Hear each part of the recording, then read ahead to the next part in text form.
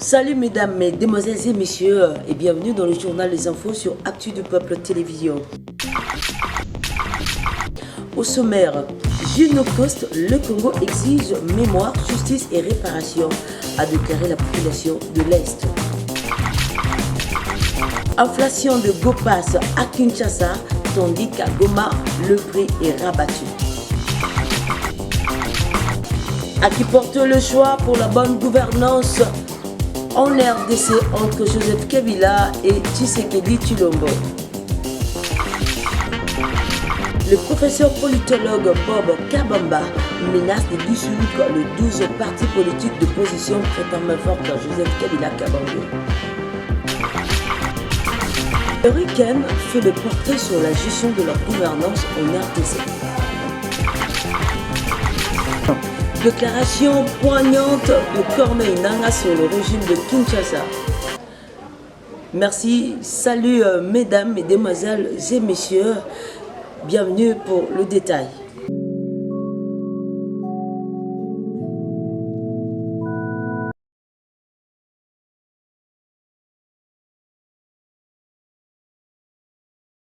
Termine en lançant un message fort. Tant que la communauté internationale n'aura pas reconnu les jeunes Coste, le silence sera complice.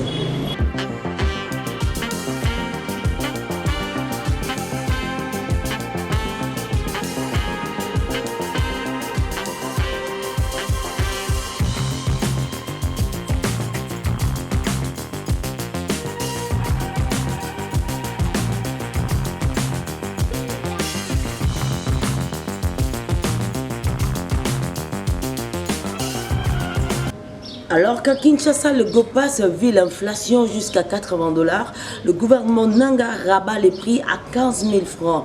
Ceci crée un vrai bouleversement économique et dérange la quiétude des Kinois. Suivons. À partir de maintenant, ici à la mairie, au niveau de la direction de migration, appelée DGMACID, tenant lié pour adultes. Avant, c'était $45. Aujourd'hui, c'est pour $25. CPG, avant, c'était fixé à $10. Aujourd'hui, c'est à 15 000 francs.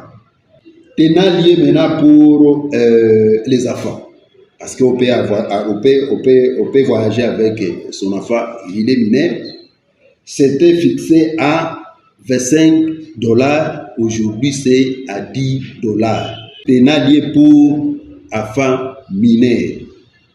Et tenant lié maintenant pour les enfants. Parce qu'on peut voyager avec son enfant, il est malade, on l'amène à l'hôpital ou bien quelque part. C'était fixé à $10. Aujourd'hui, c'est pour $5. C'est-à-dire quoi? Nous sommes venus, la politique de l'F-23, c'est instaurer la dignité du Congo comme État, des Congolais comme peuple. Nous sommes venus aider la population. Le centre d'intérêt, nous disons que c'est l'homme, c'est la population. Et nous sommes appelés aussi à aider cette population. C'est pourquoi, au niveau des autorités de la M23, ils ont passé à ça. Diminuer les prix pour faciliter à notre population de voyager. La population est témoin. Justement, avant, on faisait même une semaine sans avoir les documents de CPG ou de pénalier. Aujourd'hui, vous donnez votre argent. Après 10 ou 20 minutes, vous avez les documents. La révolution, c'est le changement. On essaie quand même de changer la vie des Gomatraciers, la vie de la population, là où nous gérons. Pas comme avant, mais comme aujourd'hui. C'est pourquoi nous sommes en train de travailler sur chaque secteur de la vie des Gomatraciers pour y mettre de l'ordre et la discipline. Ce document, c'est ici à la mairie et précisément dans le bureau de DG. Parce que À qui porte le choix pour la bonne gouvernance entre Kabila et Tshisekedi, qui choisit pour sa bonne gestion. Il est temps d'oublier Kabila, c'est aujourd'hui Tshisekedi qui gère mal. Il gère exactement comme le faisait Kabila, a cité Jean-Marc Kabound. Suivons.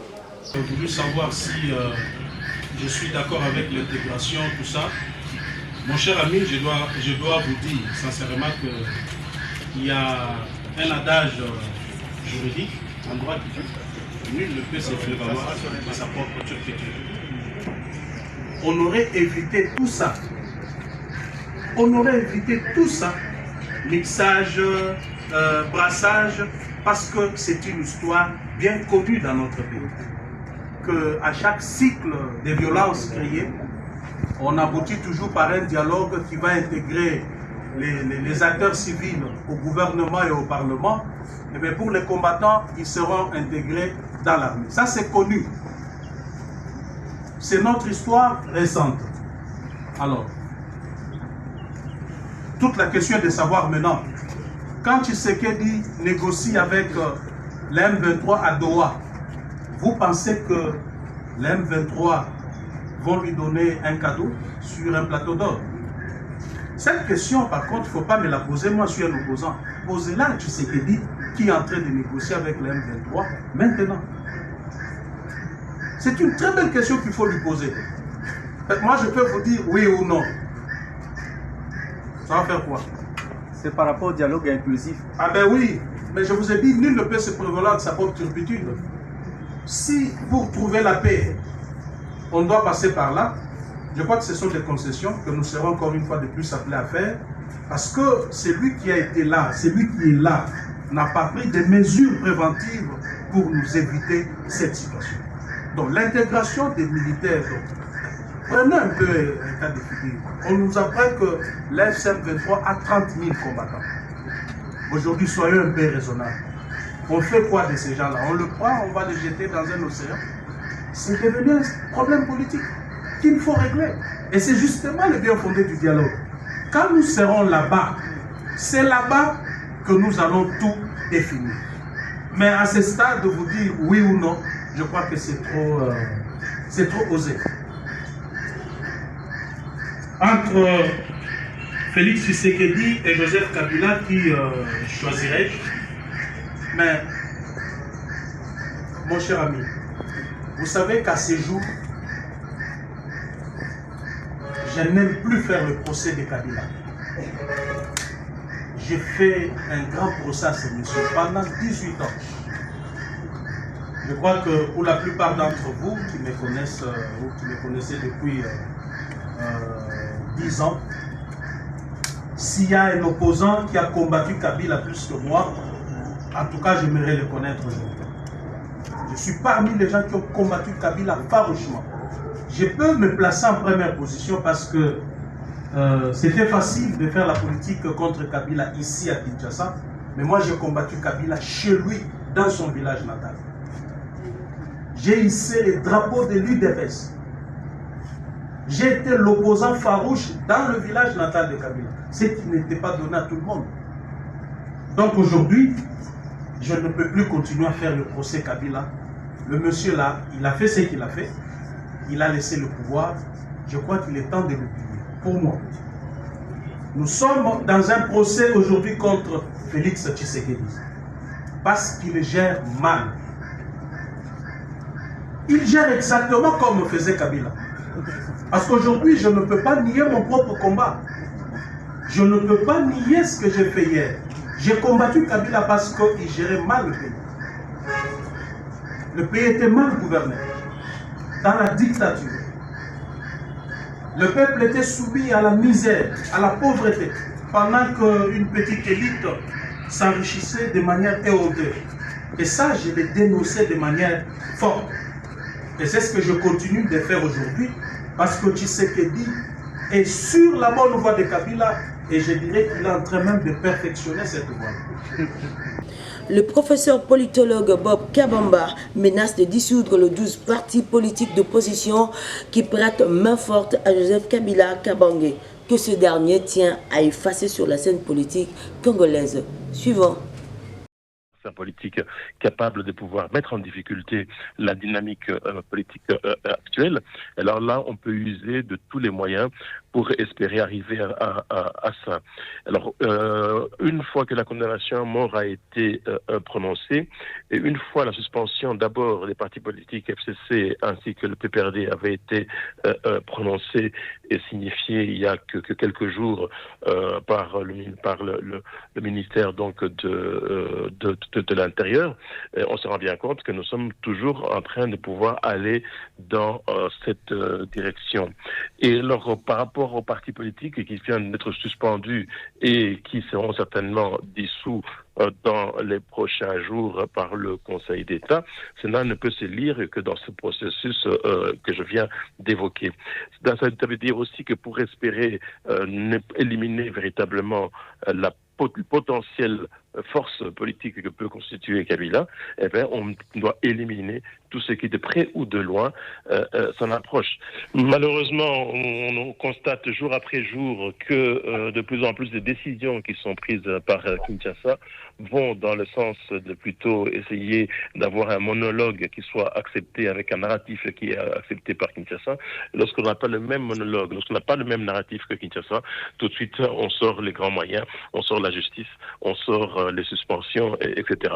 Et donc là, on est dans une phase de consolidation, malheureusement, d'un régime qui est loin d'être démocratique et qui va accentuer, de mon point de vue, la division plutôt que la cohésion nationale qui est recherchée aussi bien par les différents politiciens, mais plutôt on est en train d'aller vers une stigmatisation et voire aussi une dualisation qui va être véritablement néfaste pour l'avenir donc du pays. Déclaration poignante de Corneille Nangaa sur le régime de Kinshasa. À Kinshasa, il n'y a plus d'État, plus d'armée, plus de police, aucune administration et aucune justice. Il ne subsiste qu'une bande tribale d'escrocs, de pilleurs, de détourneurs de ressources publiques. Même la présidence de la République n'existe que de nom. Comme vous le savez, notre pays, la République démocratique du Congo, a cessé d'exister en tant qu'État. À Kinshasa, il n'y a plus d'État, plus d'armée, plus de police, aucune administration, aucune justice, sauf une bande tribale d'escrocs, de pilleurs, de détourneurs des ressources publiques. Même la présidence de la République n'existe que de nom. Et notre mouvement les ignore. Mesdames, mesdemoiselles et messieurs, c'était pour nous un honneur de pouvoir partager avec vous ces instants dans le journal des infos. Nous nous retrouverons très prochainement dans une nouvelle édition. À la caméra, c'était sous la réalisation de Jonathan Lenas et devant vous, c'était à la présentation de Madame Flore Makwala Kayenge. Nous allons nous retrouver très prochainement. Au revoir.